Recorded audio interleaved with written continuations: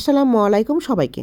শীতকাল পুরোদমে চলে আসছে। শীতকাল মানে পাড়ার মোড়ে মোড়ে, ভ্যানে, রাস্তায়, রেস্টুরেন্টে ভাপা পিঠা খাওয়ার ঢল নেমে যায়। আর আমি বাটি গ্লাস নিয়ে চলে আসছি ভাপা পিঠার চাল ভিজানোর জন্য। টুইনডে যেহেতু আমি বাইরের খাবার দেই না, তাই চেষ্টা করি সবগুলো খাবার বাসায় বানানোর জন্য। ভাপা পিঠার আটা করার জন্য চালটা কিন্তু বেশ ভালোভাবে ধুয়ে নিতে হবে, না হলে ভাপা পিঠার কালার কিন্তু ফ্রেশ সাদা আসবে না। এই জন্য আমি 4 থেকে 5 বার ভাপা পিঠার চালটা ধুয়ে নিয়েছিলাম। ভালোভাবে চাল ধুয়ে নেওয়ার পর চালটা যাতে ভালোভাবে ভিজে যায়, এই জন্য 2 থেকে আড়াই ঘন্টা চালটাকে রেস্টে রেখে দিতে হবে পানি ভর্তি পাত্রে। আজকে সূর্যের প্রখর তাপ ছিল, আর আমার বেলকুনিতে রোদ কিন্তু খুব ভালো আসে। সময় এই সোনালি রোদটা কিন্তু খুব ভালো লাগে। তারপর কিছুক্ষণ পর আমি চলে আসছি চাল দেখতে, চালটা ভালোভাবে ভিজে গিয়েছে কিনা।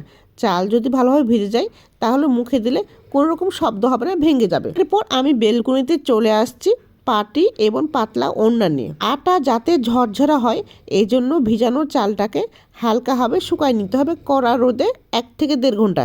চাল আমার পুরোপুরি ভিজে গেছে, তাই আমি ছাঁকনির সাহায্যে চালের পানিটা ঝরিয়ে নিই। পানি ঝরানোর সময় আমি আর একবার চালটা ধুয়ে নিয়েছিলাম, যাতে আমার পিঠা ধপধপে সাদা হয়। তো চাল ভালোভাবে ধুয়ে নিয়ে পানি নিংড়ানো হয়ে গেলে আমি সবগুলো চাল ছাঁকনির সাহায্যে বেলকুনিতে নিয়ে চলে আসছি।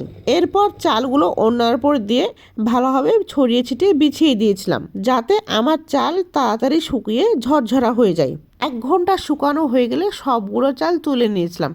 এবার ব্লেন্ড করার পর মেশিনে চাল ভাঙালে 5 থেকে 7 মিনিটে হয়ে যেত। যেহেতু আমি ব্লেন্ডারে ব্লেন্ড করব, তাই আমার সময় একটু বেশি লেগেছিল। অল্প করে আটা দিয়ে ব্লেন্ড করে তারপর ছাঁকনির সাহায্যে ছেঁকে নিয়ে যেগুলো গোটা অংশ ছিল সেগুলো আবার ব্লেন্ডারে দিয়ে ব্লেন্ড করে নিয়েছিলাম। তো পুরোপুরি রেডি হয়ে গেছে পিঠা বানানোর জন্য আটা। আমি কিভাবে ভাপা পিঠা বানিয়েছিলাম দেখতে হলে পরের ভিডিওতে চোখ রাখুন।